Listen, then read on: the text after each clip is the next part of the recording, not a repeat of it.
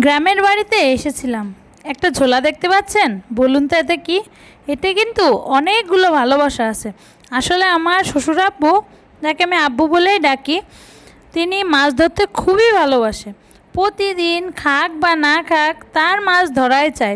বলতে পারেন এটা একটা তার নেশা, যে সময় সুযোগ যখনই পায়, তার যত কষ্টই হোক সে কিন্তু মাছ ধরতে চলে যায়। এই যে বর্ষা হয়েছিল, গ্রামে যেহেতু আসছি, তাই আব্বু আমার জন্য কিছু মাছ মেরে নিয়ে আসছে বড়শিতে।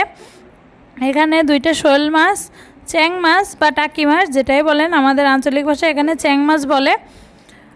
আপনাদের আঞ্চলিক ভাষায় কী বলে কমেন্ট করে জানাবেন। কিন্তু কই মাছ সবগুলোই কিন্তু তরতাজা, আর এগুলো দিয়ে টাটকা টাটকা সবজি রান্না করলে যা লাগে মাটির চুলায়, তা যারা খায় তারা ছাড়া কিন্তু কেউ বোঝে না। যাই হোক, আমি তো মাছ দেখে খুবই আনন্দিত। কিছুক্ষণ পর দেখি আব্বু তার সাইকেলে তেল মালিশ করতেছে। তা আমি আবার ক্যামেরাটা নিয়ে গেলাম, ফোনটা নিয়ে যে রেকর্ড করি। তখন আব্বুরে বলতেছিলাম, আপনি কি তেল দিচ্ছেন? আব্বু তখন বলল যে সরিষার তেল। আমি বললাম, সরিষার তেল কেন দিচ্ছেন? আসলে এই সাইকেলটা ওই পাকিস্তান আমলের অনেক আগের সাইকেল, যা লোহার, মানে সব রডগুলো লোহার। এখন তো বর্তমানে টিনের থাকে, একটু ধাক্কা লাগলেই দুমড়ে মুচড়ে যায়। কিন্তু তখনকার সাইকেল এতটাই মজবুত এখনও পর্যন্ত যে দুমড়ে মুচড়ে কিন্তু যায় না। সাইকেলটাকে সে এত বেশি ভালোবাসে যে দেখুন, এত কষ্ট সারাদিন এত পরিশ্রম করার পরেও সাইকেলের যত্ন নিতে কিন্তু বলে না। এই জন্য বলে যে কোনো জিনিস অবহেলা করলে কোনো জিনিসই থাকে না, সেটা সম্পর্ক হোক, সাইকেলই হোক বা যে কোনো জিনিসই। তিনি পাকিস্তান আমল থেকেই কিন্তু এই সাইকেলটার যত্ন করে আসছেই বলে সাইকেলটা এখনও পর্যন্ত এতটা চকচক করে। আব্বু তখন আমাকে বলছিল, তুমি কি করছো? আমি বললাম, আব্বু একটু ভিডিও করতেছি। যেহেতু আব্বু এতটা ভিডিও বা ক্যামেরার সামনে বা ছবি তোলা পছন্দ করে না, তারপরেও অল্প স্বল্প করে করলাম আর কি, অনুমতি নিয়েই। যাই হোক, আব্বু যদি ভিডিওটা দেখে তাহলে আব্বু মাফ করে দিয়েন। ভিডিওটাতে ছাড়বো সেটা কিন্তু আব্বু তখন বুঝতে পারেনি।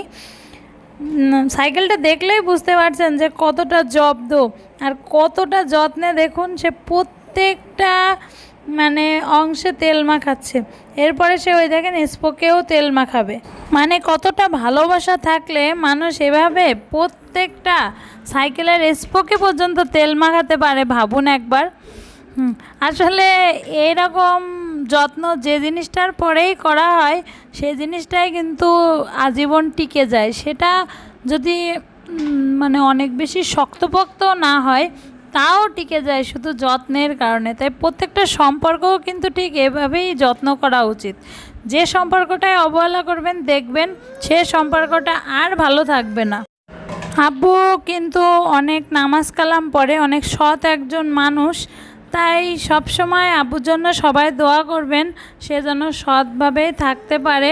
আর যেভাবে নামাজ কালাম পড়ে, সবসময় আল্লাহকে বিশ্বাস করে, ঠিক ওইভাবেই আরও বিশ্বাস নিয়ে সে যেন পরবর্তী জীবনে পৌঁছাতে পারে। তারপরে দেখলাম আম্মু এই যে কচুরমুখী নিয়ে বসছে, তা আমি আবার বসলাম। গ্রামে আসলে একজন যখন তরকারি কাটে তখন দেখবেন আশেপাশের মানুষ কিন্তু চলে আসে। এখানে আরও কিছু চাচিরা ছিল, গল্প করছিল, তাদের আমি আর উঠাইনি। তা শুধু আম্মুর কচুরমুখীগুলো উঠেছি। এই কচুরমুখীগুলো আমার ননদ দিয়েছিল। কচুরমুখীগুলো এতটা ভালো তা বলার মতো না, দেখলেই বুঝতে পারছেন এখনও কাঁচা মাটি লেগে আছে। আম্মু আপুদের বাসায় গেছিলো, তাই আপু কিছুটা কচুরমুখী আম্মুর কাছে দিয়ে দিয়েছিল। সেটাই আসলে আম্মু রান্না করবে। তাই আমি বলেছিলাম কয়টা পুঁইশাকের ডাঁটি দিয়ে রান্না করেন। তাই এই কচুরমুখী কেটে আবার কয়টা পুঁইশাকের ডাঁটি নিয়ে আসতে আম্মু চলে যাবে। তাই কচুরমুখী কাটতে কাটতে আপনাদের সাথে একটা কথা বলি, যে আমার ভিডিওটা কোথাও যদি আপনাদের একটুও ভালো লেগে থাকে তাহলে প্লিজ লাইক কমেন্ট শেয়ার করতে ভুলবেন না, আর আমার সাথেই থাকবেন। আপনার একটু ভালোবাসা আমাকে অনেক দূর পৌঁছে দেবে। আজকের মতো বিদায়, আল্লাহ হাফেজ।